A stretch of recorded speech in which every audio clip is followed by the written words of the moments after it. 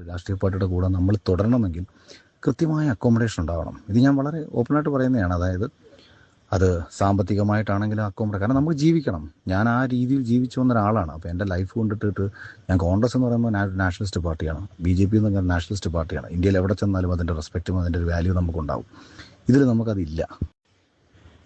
പിന്നെ അതല്ല എന്നുണ്ടെന്നുണ്ടെങ്കിൽ ഏതെങ്കിലും ബോർഡോ സെൻട്രലിൻ്റെ ഏതെങ്കിലും ബോർഡോ കാര്യങ്ങളോ നമുക്ക് വേണ്ടി അത് ചോദിച്ചു വാങ്ങണം. കാരണം നഷ്ടങ്ങൾ മാത്രമേ ഉള്ളൂ. ഇത് എടുത്ത ഈ തീരുമാനം യഥാർത്ഥത്തിൽ ഞാൻ പറഞ്ഞല്ലോ, ഒരിക്കൽ കൂടി ഞാൻ പറയുന്നു, ഈ തീരുമാനം എടുക്കാനുള്ള കാരണം കൊട്ടാരക്കര സീറ്റ് എന്നുള്ളത് മാത്രമായിരുന്നു.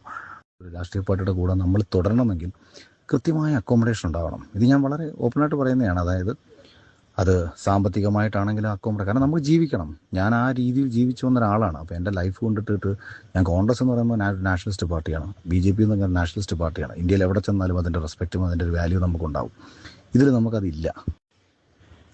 പിന്നെ അതല്ല എന്നുണ്ടെന്നുണ്ടെങ്കിൽ ഏതെങ്കിലും ബോർഡോ സെൻട്രലിൻ്റെ ഏതെങ്കിലും ബോർഡോ കാര്യങ്ങളോ നമുക്ക് വേണ്ടി അത് ചോദിച്ചു വാങ്ങണം. കാരണം നഷ്ടങ്ങൾ മാത്രമേ ഉള്ളൂ. ഇത് എടുത്ത ഈ തീരുമാനം യഥാർത്ഥത്തിൽ ഞാൻ പറഞ്ഞല്ലോ, ഒരിക്കൽ കൂടി ഞാൻ പറയുന്നു, ഈ തീരുമാനം എടുക്കാനുള്ള കാരണം കൊട്ടാരക്കര സീറ്റ് എന്നുള്ളത് മാത്രമായിരുന്നു.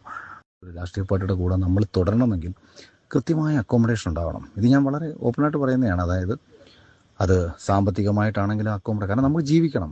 ഞാൻ ആ രീതിയിൽ ജീവിച്ചു വന്ന ഒരാളാണ്. അപ്പോൾ എൻ്റെ ലൈഫ് കൊണ്ടിട്ടിട്ട് ഞാൻ കോൺഗ്രസ് എന്ന് പറയുമ്പോൾ നാഷണലിസ്റ്റ് പാർട്ടിയാണ്, BJP എന്ന്